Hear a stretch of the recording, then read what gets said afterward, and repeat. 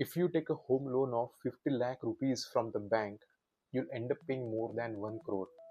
And this is not a scam, there aren't any hidden charges behind it. That's how bank EMIs work. And bank tells you this on a very first day itself, but most people completely ignore it and they never read it.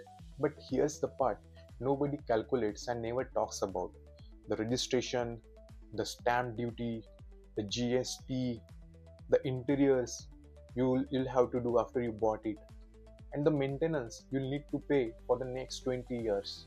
By the end of this video, I'll show you how much your 50 lakh home loan would actually cost.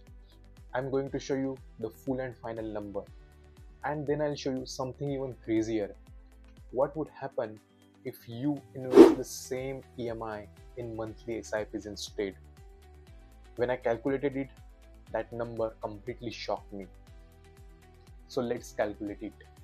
So let's say you are buying a home worth of 62 to 63 lakhs, and on that, let's say you are paying 12 to 13 lakhs as down payment, which is from your own pocket and which is your hard-earned money, and you take 50 lakhs as a loan from the bank. Now let's say your interest is 8.5%, tenure is 20 years because that's what most middle class people get.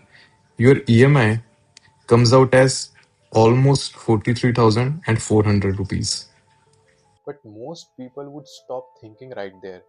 43,400 sounds manageable, but watch this: 43,400 per month for 240 months. Total payment is,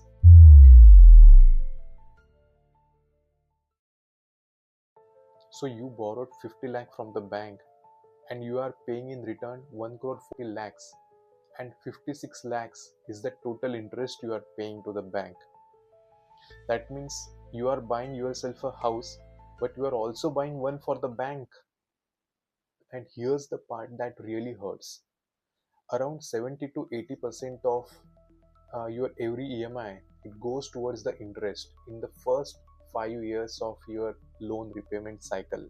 So after paying 43,000 a month for 5 years, you are basically paying 26 lakhs from your own pocket to the bank, and your loan amount has barely reduced by 6 to 7 lakhs.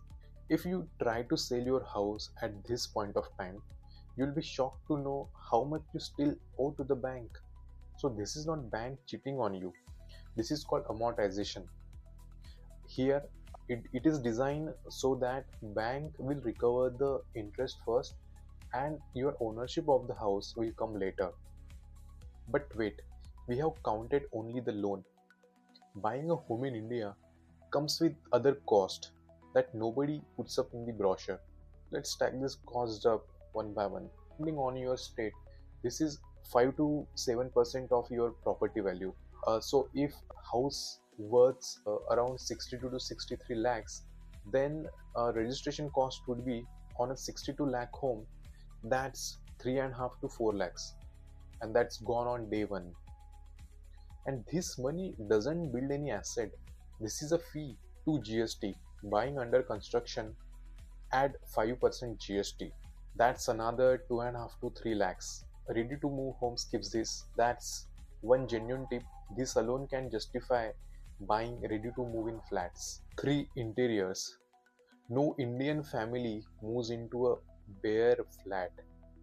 Obviously, they would do decoration, modular kitchen, fans, lights, and other stuff like paint. Even a modest budget is 6 to 8 lakhs. Ask anyone who has done it. It's never less than a budget. For society maintenance, 3,000 to 5,000 per month sounds small, but for 20 years, that's 8 to 12 lakhs. And it only goes up. 5 property tax, insurance, and repairs. Another 5 to 7 lakh over 2 decades. Add it all up. Your 50 lakh home loan cost you around 1.46 crore. Now here's the experiment that genuinely shocked me. What if instead of paying the 43,400 EMI, you invested the same amount in a simple index fund SIP? earning the long-term market average of around 12%. After 20 years, 4.3 crore. 4.3 crore versus a house that cost you 1.2 crore plus to own. Now, before you go to the comments and fight with me, yes, I know what you are thinking, but if I don't buy, I have to pay rent. Absolutely correct. So let's be fair. Say your rent is 20,000 a month. You invest only the difference, about 23,000 a month. Even then, after 20 years, your SIP is worth around 2.3 crore, and you have lived in the same kind of house the whole time. The honest answer, in most expensive Indian cities where rent is only 2 to 3% of the property's price, renting and investing the difference often builds more wealth. In smaller cities where homes are cheaper relative to rent, buying can absolutely make sense. No, and this is very important. Uh, I'm not suggesting you to never buy a home, but buying a home is not just a financial decision. It's about stability. It's about not dealing with your landlords. It's about your kids not changing their schools.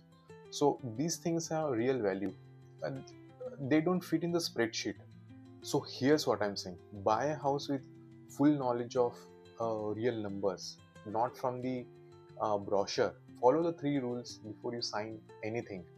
First, your EMI should never cross 35 to 40% of your take home salary. Beyond that, one job loss away from disaster. Second, calculate the rent to price ratio of your city. If yearly rent is less than 3% of the home salary, renting and investing is mathematically winning. Third, never buy a house as an investment with the borrowed money at 8.5% interest. Buy it as a home. There's a difference. So, three rules before you buy a home. Next week, I'm doing the same brutal maths on cars. Why your 12 lakh car loses half of its value even before your loan is halfway done, and what EMI is actually costing you. If you don't want to miss that one, you know what to do. I'm Madhur. See you in the next one.